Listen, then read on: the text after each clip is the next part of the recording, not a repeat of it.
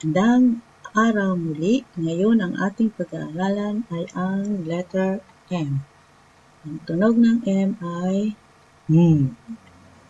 Ma-a, ma-e, ma-i, ma-o, ma-u. Kung babasahin yan ay ma, me, mi, mo, mu.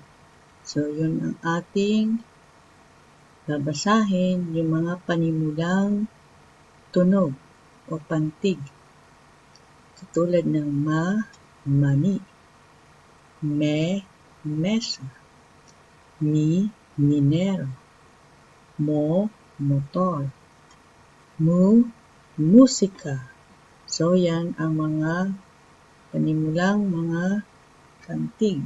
Ngayon naman, pagsasamahin natin yung ating mga napag-aralan na ba, letter B, K, tunog na ka, T, T, M, M. Yung ngayon nating pinag-aralan ito. Ito yung mga patig nila, ba, ka, ta, at saka ma. Pagsasamahin natin yan kung paano basahin ang mga panimulang pantig. So, tayo magsimula ng magbasa. Kailangan alam na ng bata yung apat nating pinag-aralan, yung mga patinig na a, e, i, o, u. Ang sunod naman ng mga katinig, ang mga letter na may tunog na ba, be, bi, bo, hu.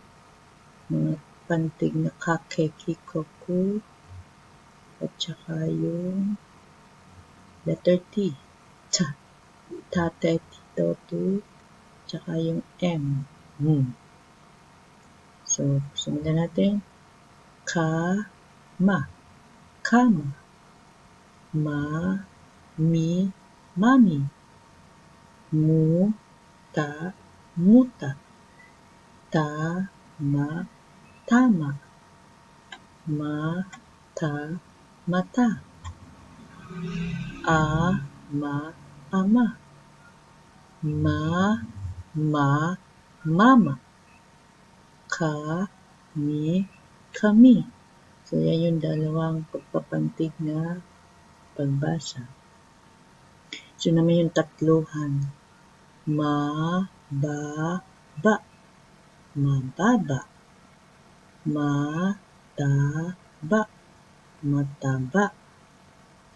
Mabuti. Mabuti.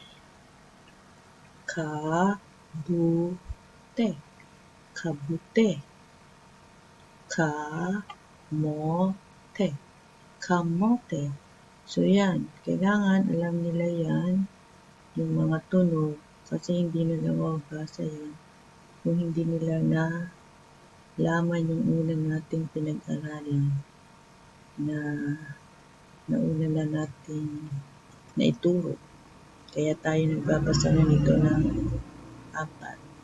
So, basahin naman natin yung mga parirabo.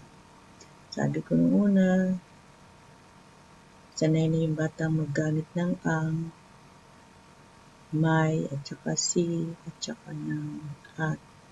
So, mababasa na nila yung mga ang. Ang kama. Ang mata. Ang mami. So, tandaan muli natin, kailangan alam ng bata yung tinuro natin, yung pinag-aaralan natin, yung una na letter B, K, T, at saka ngayon ay letter M. So, tayo ngayon ay nasa pangusap na. Pangusap na ito na mayroon namang tanong. Si Mika, kasi tuturo natin itong si. Kasi wala pa tayo sa si, tsaka itong I. Si Mika ay babae. Si Mika ay babae. So, ito yung tanong para masanay sila. Sino ang babae? So, kayo po itong magbabasa itong sino ang babae kasi wala pa tayo dito sa sino. So, ang babasahin nila itong babae. So, igagawin natin sila dito sa scene. Kasi tayo magtatanong, sino ang babae? Ito kaya nilang basahin. So, A, si Miko, B, Mika. So, mamimili sila dyan at sila na rin ang magbabasa ng sagot na yun. Yun ang simpleng pangungusap na may tanong na sila ang sasagot. So, yan. Natapos na ulit tayo doon sa letter M na ang tunog ay ma, me, mi, mo, mu na sinamahan natin ng letter B na ba, be, bi, bo, bu at letter K na ka, ke, ki, ko, ku at letter T na ta, te, ti, to, tu. So, yung patinig pa rin na a, e, i, o, u. So, i-review yun araw-araw para makabisado ng bata yung mga tunog na yun at sisimulan na magbasa combine. So, yan.